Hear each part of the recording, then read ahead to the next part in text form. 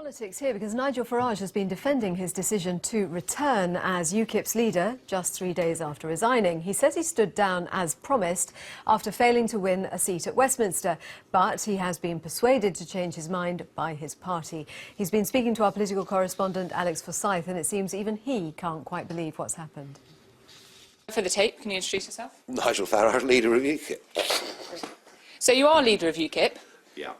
You resigned 3 days ago. Now you're back in post as leader of UKIP. Doesn't that make a mockery of your resignation? No, I resigned. I said I'd resign. I turned up to the NEC meeting yesterday with my letter in my hand, fully intending to carry that through and to put a sort of caretaker administration into place, which I proposed to our NEC, who unanimously said they didn't want me to do it. But more than that, presented me with petitions and signatures from and statements from candidates up and down the country saying no, it would be a bad thing for UKIP, we're united behind you.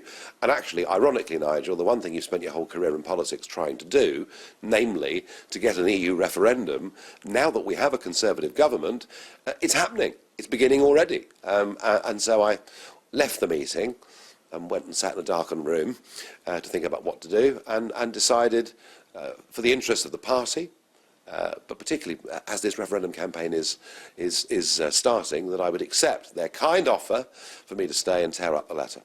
You portray yourself as a man of the people, a politician that keeps his promises when others don't. That just completely undermines all of that. It undermines your credibility as a man who keeps his word. Well, I did keep my word. For 3 days. I said publicly I was going, and I was a bit surprised. I mean, in any political party, it's very, very rare for a national executive to be unanimous about something. I certainly hadn't expected it, and I hadn't expected the warmth of feeling, and quite frankly, emotion that was expressed from that meeting to me. So if the elected representatives of our membership are unanimously behind me staying and think it's a mistake for me to go, then I did tear that letter up, and it wasn't what I expected to do yesterday at all.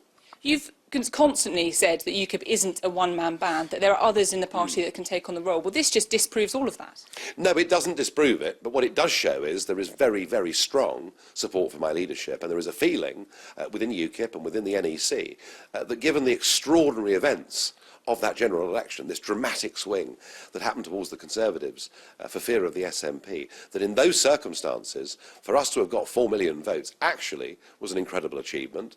And there's also a feeling that we fought the most positive campaign of all of the big parties. So actually, UKIP, far from being downbeat about only getting one person over the line under first past the post, UKIP actually is feeling very bullish, slightly angry at the electoral system, demanding change, but believe you me, the party is not going away. It wants me at the helm. Nigel Farage Didn't frankly have the balls to put country before party.